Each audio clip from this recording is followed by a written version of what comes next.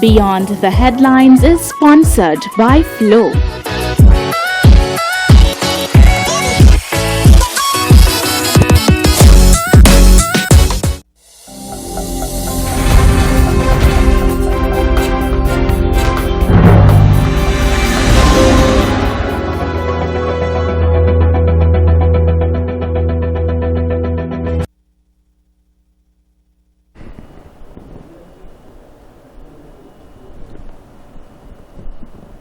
Thanks so much for staying with us here on the program. We are now into a second installment of Beyond the Headlines, brought to you the kind compliments of Flow. And Beyond the Headlines, we provide review and analysis of matters of national importance. In the headlines, quite often, reports of young people, most times young men involved in criminal activity.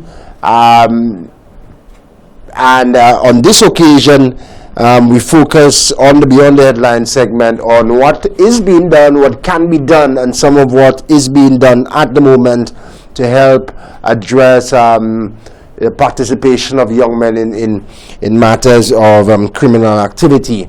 So we began our discussion earlier this morning with Dr. Alison Matre, the Executive Director of the St. Lucia Social Development Fund, one of the key partners in the Our Boys Matter program. We call it for short OBM.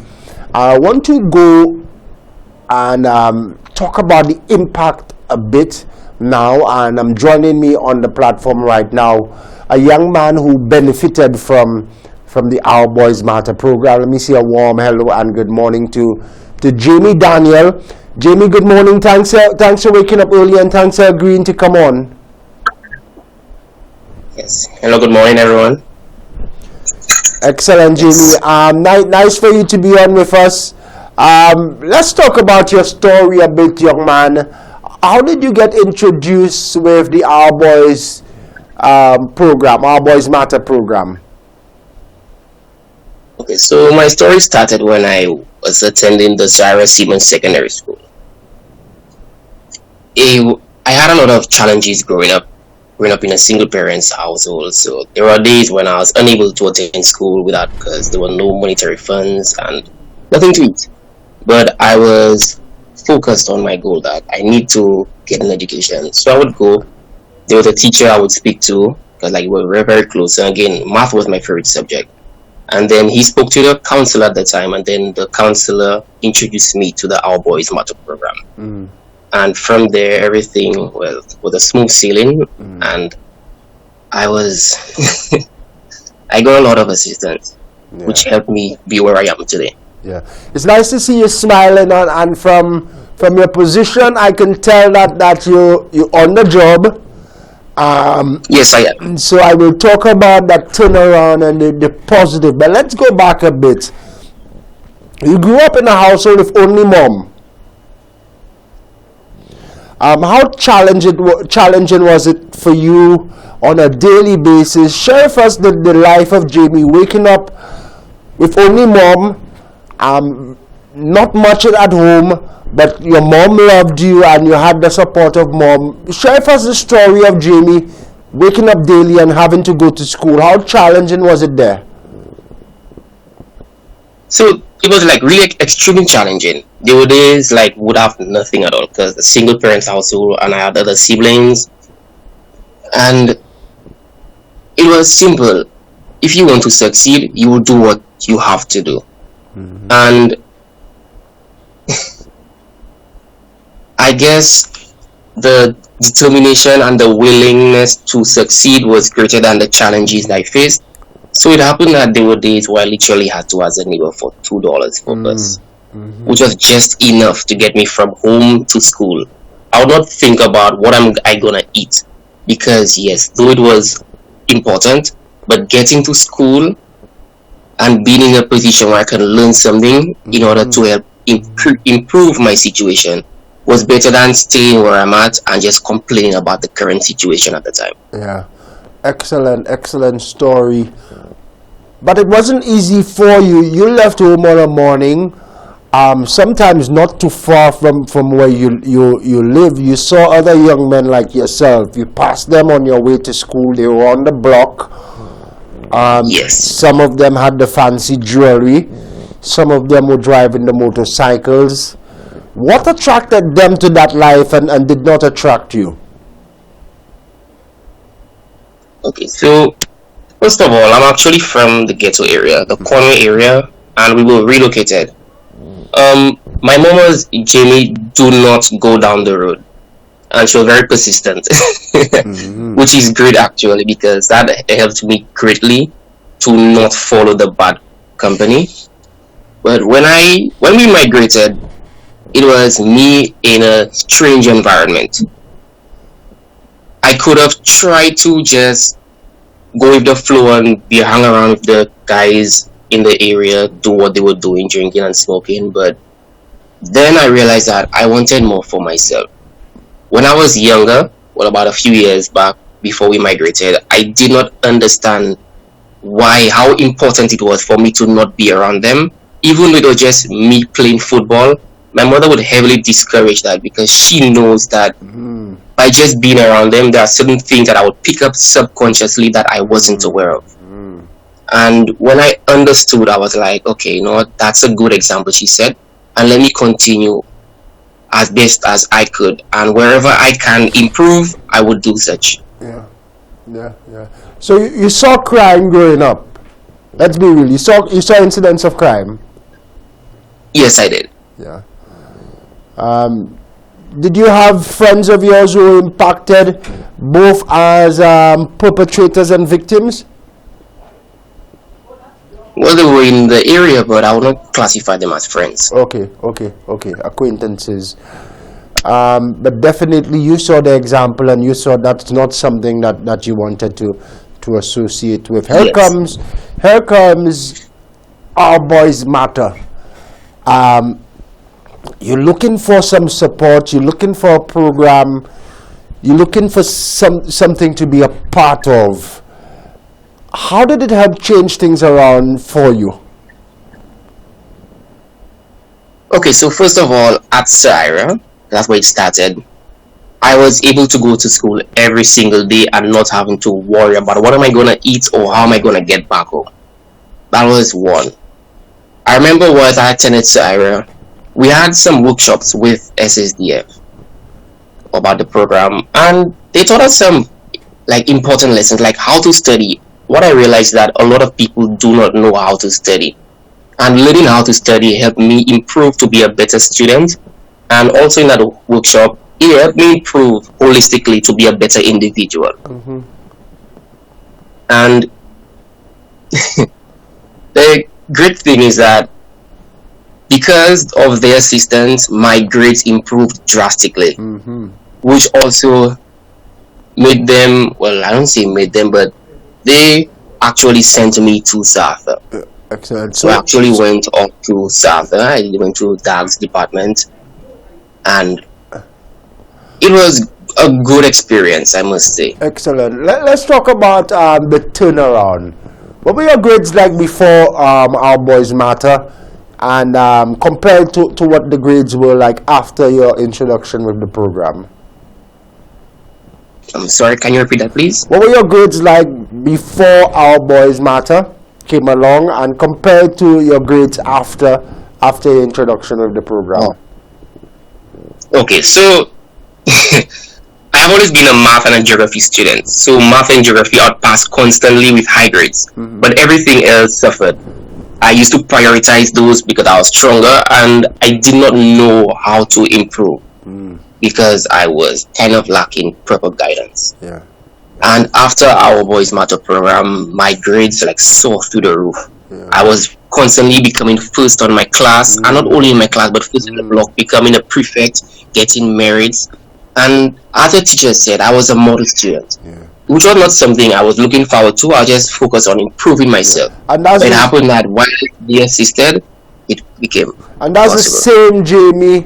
the same Jami from the ghetto community, the same Jami who grew up with his single mom, limited opportunity, limited resources in terms of things to eat, and opportunity to get back to school. The same Jami seeing that turnaround through the Our Boys Matter program. Walk us through some of the activities, some of the interventions. In addition to just the mentorship, what else did you do in the program which you can say taught you some real life lessons and some skills? Okay, so there was once, I think it was 2019, I was asked to accompany them on a camp down in Sufre. Yeah. And they could have said that, okay, since you're young, you would be a camper, but no, but they had me as a facilitator. So that improved my leadership skills. Yeah. So being with those young men, it helped me realize that, hey, as much as we're around the same age, and there's a lot that I can learn from them as well, because they have other experiences that I haven't experienced. Yeah. But I can also help guide people my age with their assistance, because there were other men there which saw my potential and was also assisting me become a better individual. Excellent. Yeah. And the other thing was that I was asked to be one of the mentors on the OBM program as well. Excellent. Significant turnaround. I could see the joy. Let's keep Jami on screen. We're missing a lot of the soft moments when we're missing a lot of soft moments, but I'm sure we'll get a few more before we conclude our discussion with Jami. Quite an interesting youngster. You graduated from Sarah Simmons and you went to St. Louis. Yes. From where you came, that didn't even seem like an option or opportunity for you growing up. Yeah, that's some of the soft moments I want us to capture, producers. Thank you for that. How well did you do at SAFA? So when I entered SAFA, actually, I wanted to be a pilot. So I did sociology, applied math, and geography.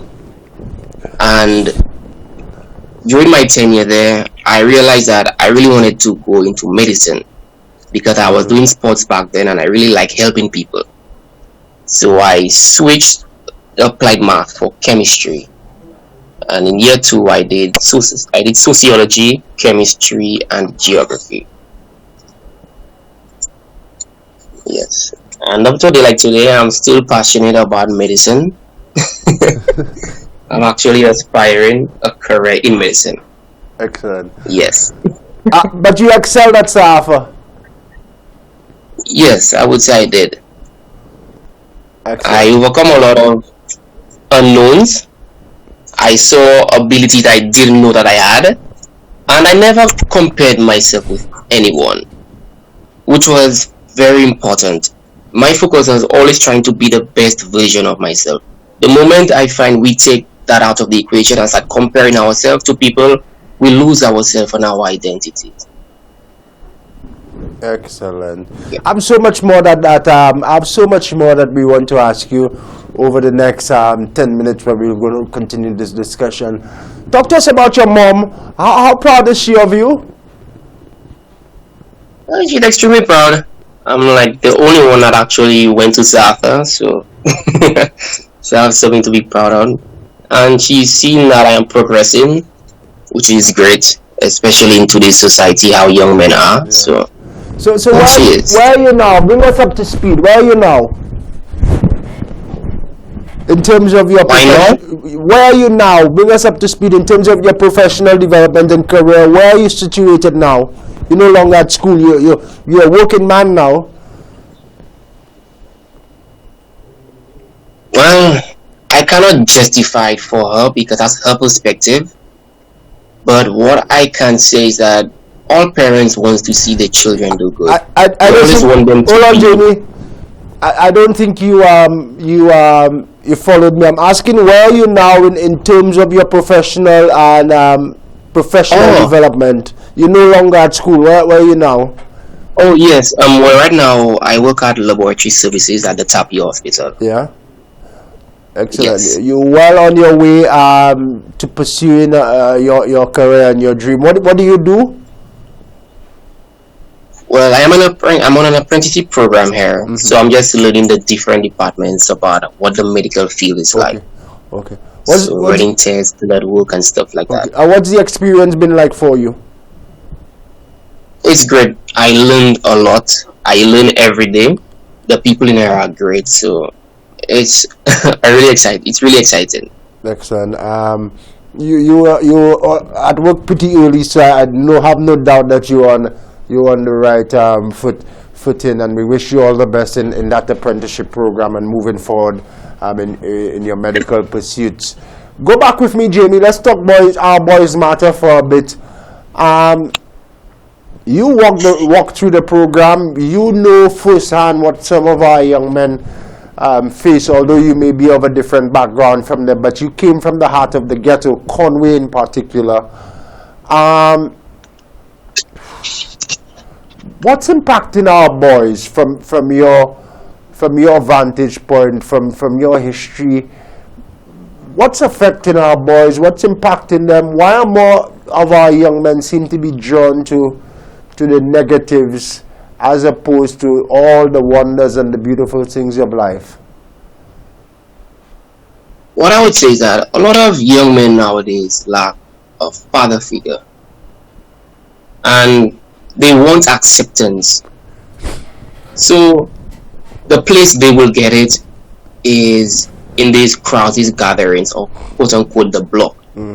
They go there, they can do whatever, and people will just accept it. No one will actually come to them and correct them like, hey, that is wrong. Nowadays, people want to be told what they want to hear and not what they need to be told. And that's a sad reality, because society is not getting any better. The mistakes they do, it gets worse and worse as time goes by, and it gets to the point where it just literally, it can't be too late, because the crime rate has soared. Men is kind of, I don't want to classify all men as that, but if you look at how academics and stuff are right now, like, men are failing. I'm not saying that it's something bad for women, but we need to do better in order to secure a better society and a better future for ourselves. Absolutely. The role of a father is so critical. You didn't grow up with your dad, but you made it through, definitely. What say you to the other fathers out there who perhaps aren't taking their roles and responsibilities as serious as they should? I didn't hear that one clearly. Sorry about that. I was asking you, what say you to the father figures out there, but perhaps we could take it on a different angle and get your message to the young men in society who are faced with so many challenges right now, but have some important choices to make. What say you to our young men? What I would say to young men is that in life you can't have everything that you might want or everything you might need. So do the best with what you can at this point, and do not lose hope. Always try to seek improvement in the right way, and things will eventually turn out how you would like it to be later on in life. But we cannot just sit there and complain about stuff and not try to do something to change our reality. Because if we don't try to improve, we will stay in the exact situation we're in. Absolutely, well said. Jami, to conclude, I'm sure there are so many people that you'd like to say thank you to, who assisted you along the way as part of Our Boys Matter program and project. I'd like to give you the opportunity to do so as well. Yeah, I'd like to say, special thanks to Miss Fortuna Anthony. She has been a role model in a sense. She showed me a lot, she's taught me a lot, and she has assisted a lot. Mr. Mather, is it Dr. Mather?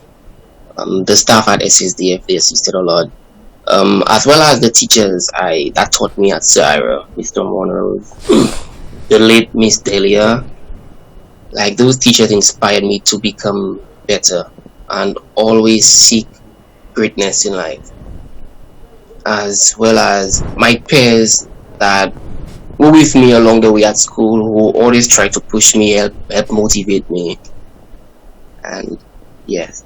Young man, I want to thank you. You deserve every reason to smile. Jami, Samiki, is it? Samiki Daniel?